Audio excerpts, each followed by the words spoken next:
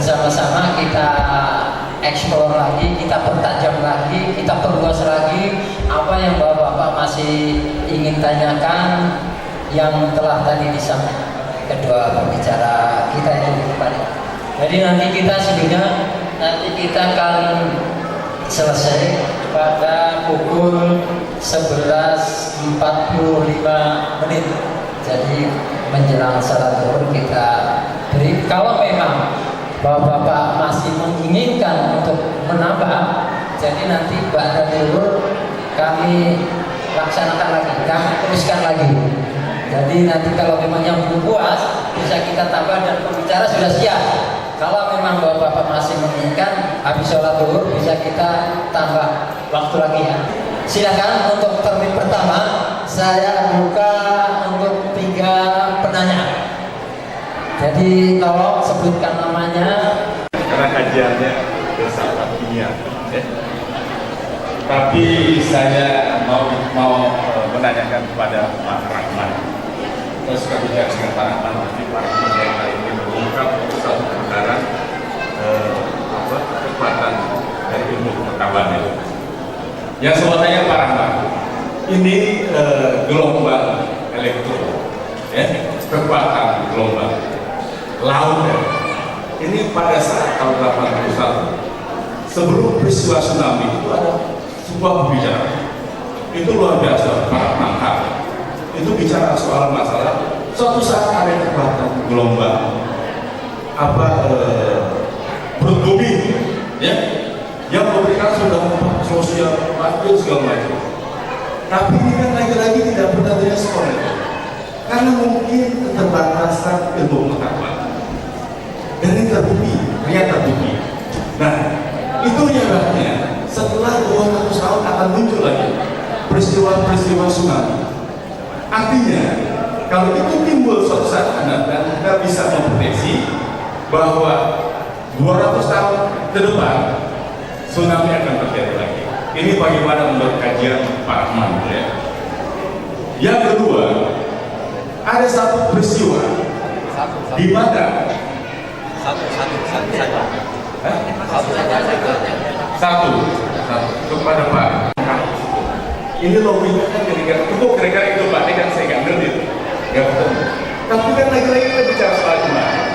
Di Al-Quran jelas dijelaskan bahwa satu kekuatan yang berpikir, kekuatan pikir ada Allah lebih suka, ya. Yang jadi pertanyaan, kaitkan teori relativitas dengan energi pada saat Rasul Isra Mi'raj itu, materia atau korban? Materia badan atau dia sebenarnya yakin, mengimani itu, ya, materia korban itu ada itu Pak. Kemudian teknologi kita berkembang.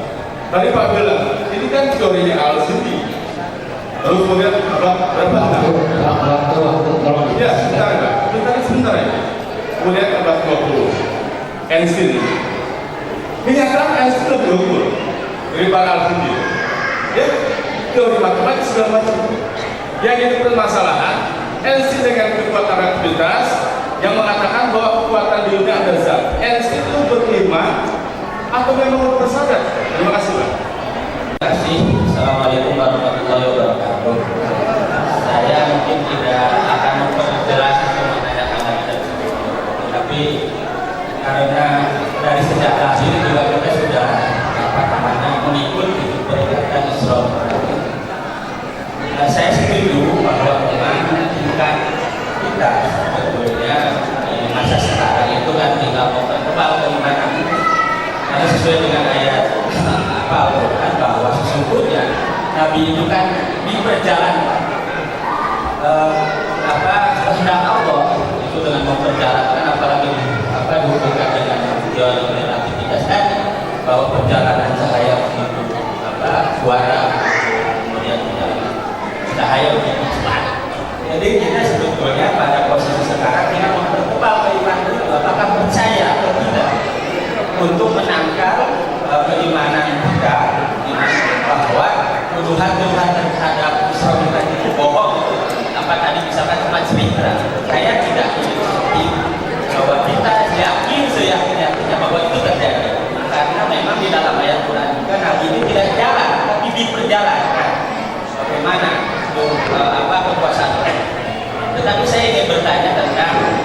tadi yang disampaikan oleh pembicara kedua bahwa kedudukan hamba itu sangat tinggi di depan Allah. Nah, sementara ada fenomena kehidupan kita kadang-kadang sangat murah.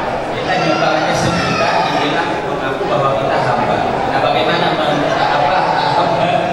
mengiringan fenomena itu, gitu kan?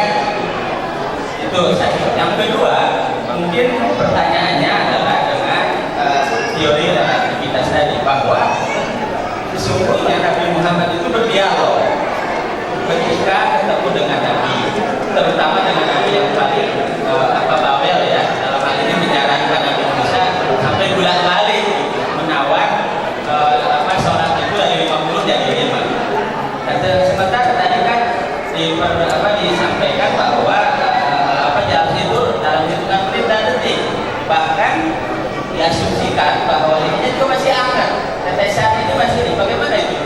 Teori itu berhubungan dengan realitas yang memang sudah disampaikan juga para ulama-ulama bahwa itu menjadi dialog, ya kan?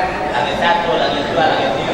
Bahkan tunjukkan di perjalanan itu melihat itu seperti apa itu. Nanti umatku seperti ini. Kan ada dialog ya. Bagaimana itu tadi saya belum mendengar.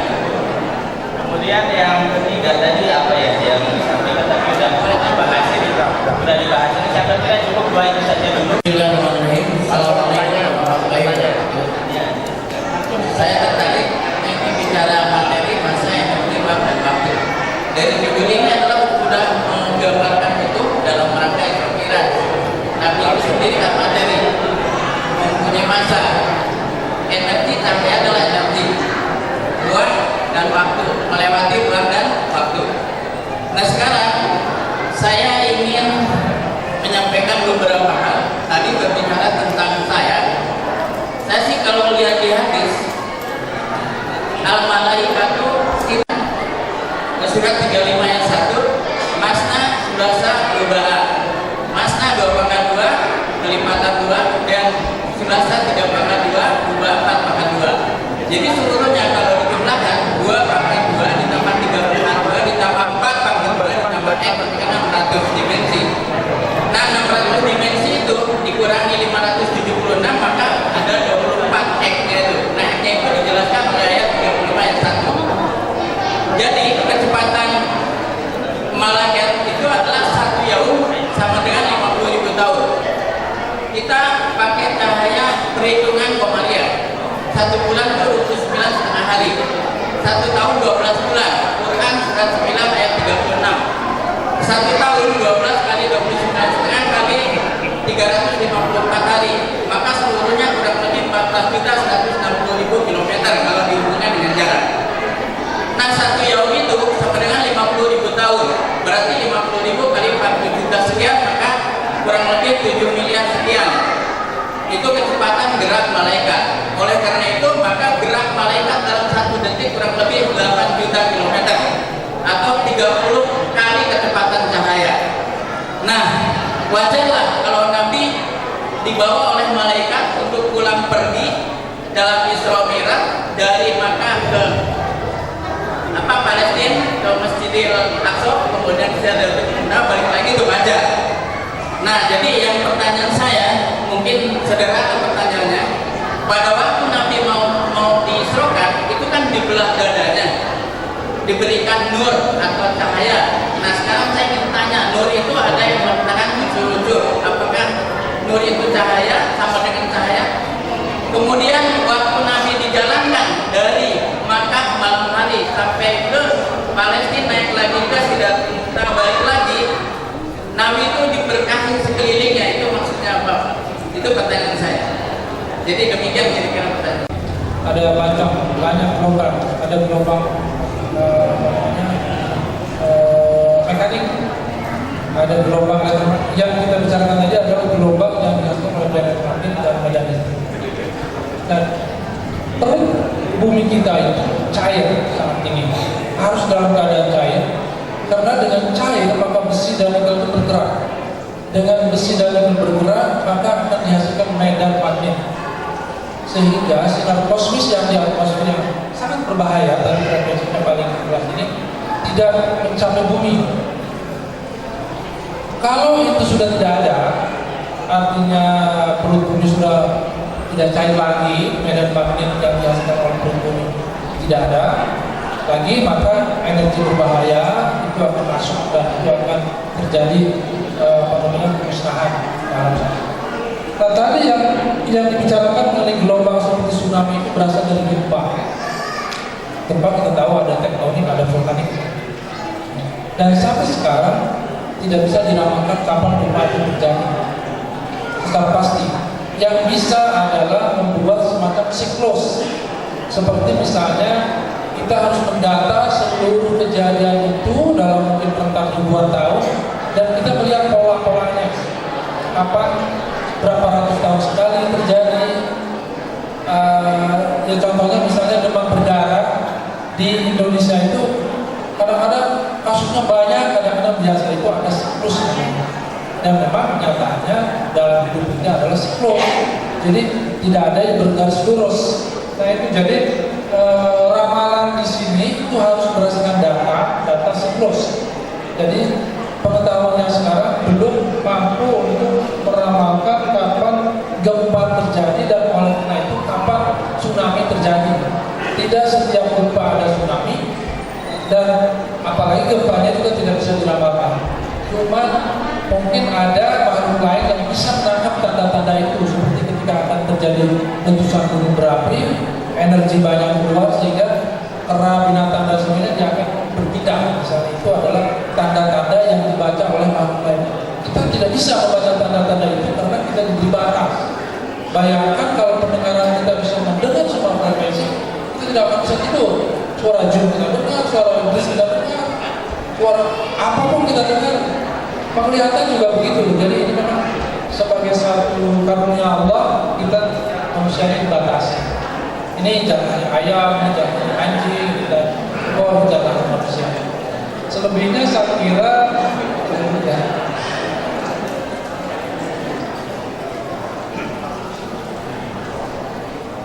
Bismillahirrahmanirrahim.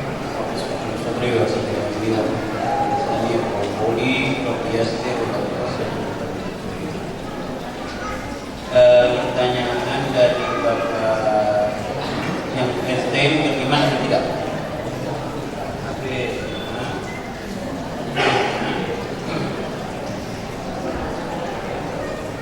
Einstein beriman atau tidak? Einstein beriman, tapi dalam kerangka yang beriman. Beriman, tapi dalam kerangka agama Yahudi yang tidak mengakui Nabi Muhammad sebagai Nabi terakhir. Itu satu. Kedua, Einstein sendiri memprediksi bahwa suatu saat teori relativitasnya baik yang khusus atau yang umum akan ambruk. Einstein sendiri memprediksi bahwa suatu saat teori relativitas spesial dan umum keuntungan ini suatu saat akan ambruk. Ini kan dua teori, ini kan 4 dimensi.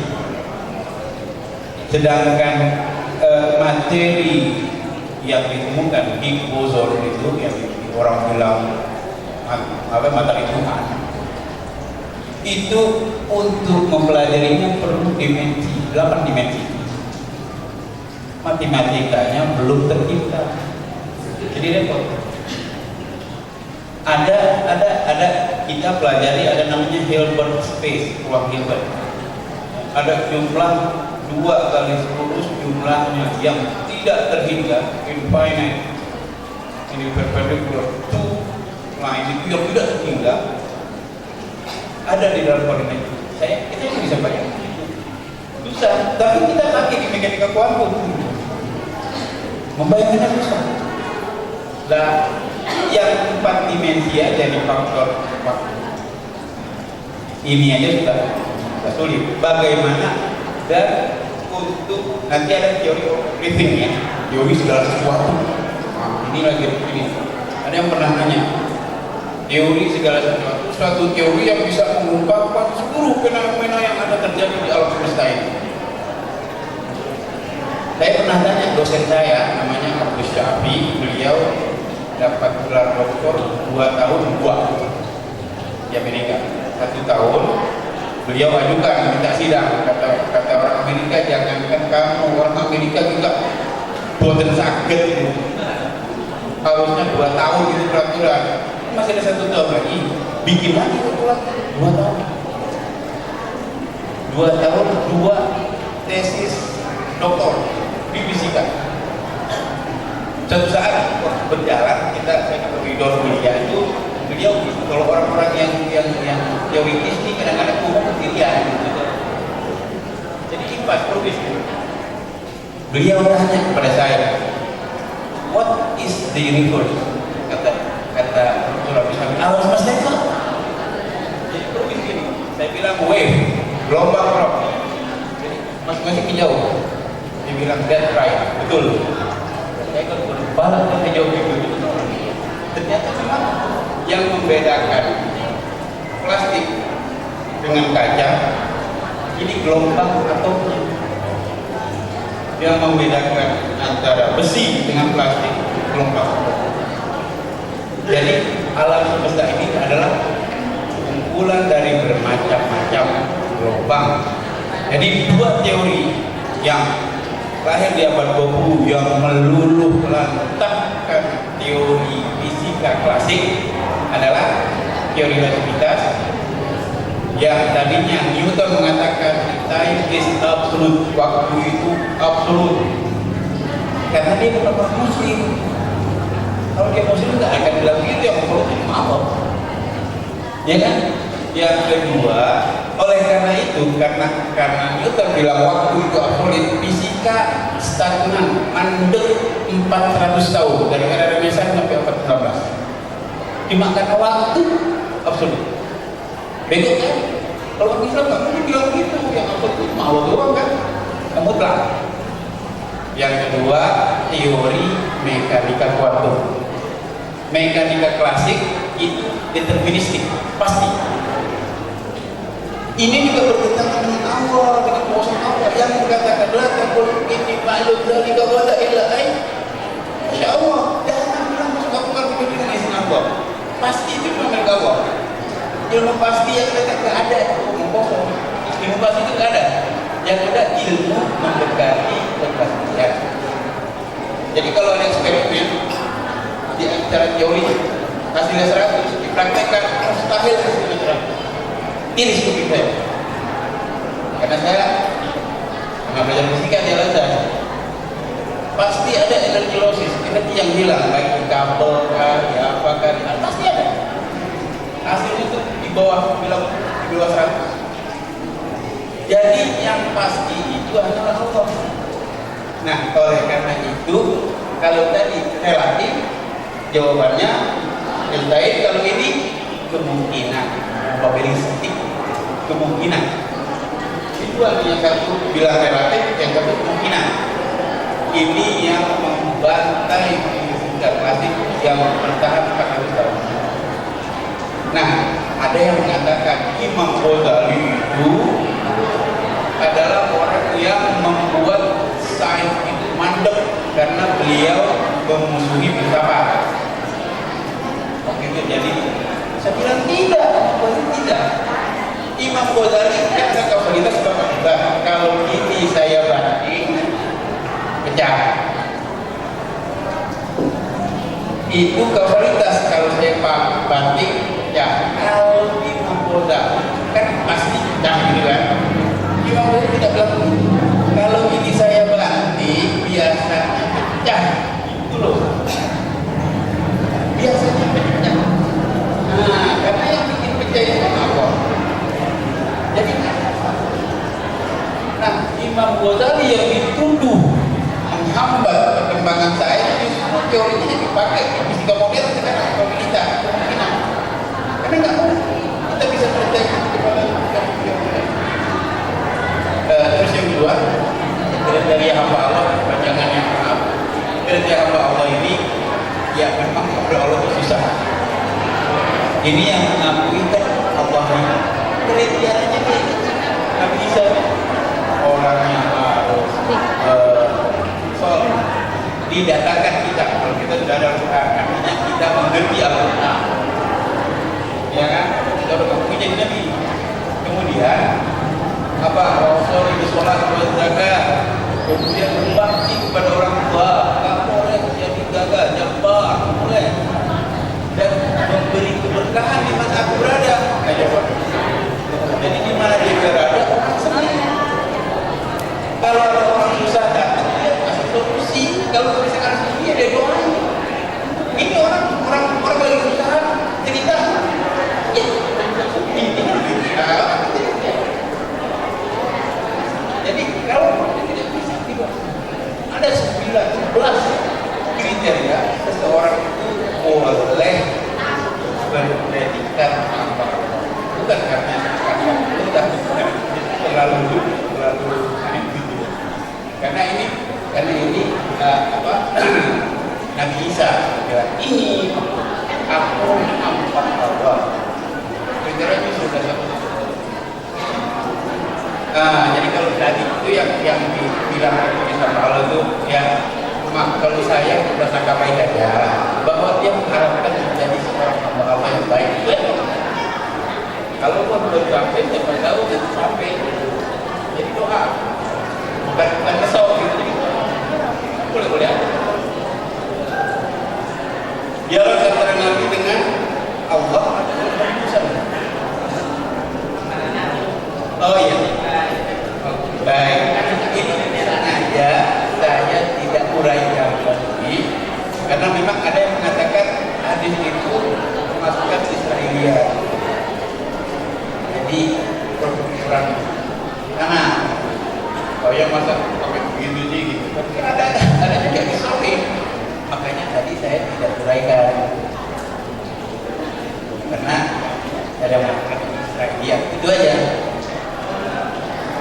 Yang nur yang dimasukkan Pak ya, itu nur ilmu wal hikmah dimasukkan di dalam kopi black. Ilmu yang kedua, maksud wisdom. Apa tuh? Wisdom itu kearifan, kebijakan. Nah kalau kita makanya setelah itu baru dibawa kita, dan itu juga konon menurut fisikawan, disitulah terjadi perubahan dari materi menjadi cahaya. Itu. Makanya kalau dalam masuk bentuk materi begini, Rasul bergerak dengan malaikat itu begini. Tapi waktu di black itu dibuangkan di botol, jatah setan itu yang sama lalu di dalam itu. Ya. Oh ya. Gue enaknya dicek sini dulu. Itu dibuang. Jadi yang ada sama Nabi yang baik-baik aja. Ya, persiapkan Nabi menghadap bencana. Kalau nggak gitu, yang diberkahi, ini diberkahi dalam perjalanan. Pertama, kota itu sendiri diberkahi dengan banyaknya makam-makam para nabi. Yang kedua, banyaknya buah-buahan, dan perjalanan Nabi dari Mekah ke Madinah itu membawa keberkahan bagi umat Islam. Saya rasa itu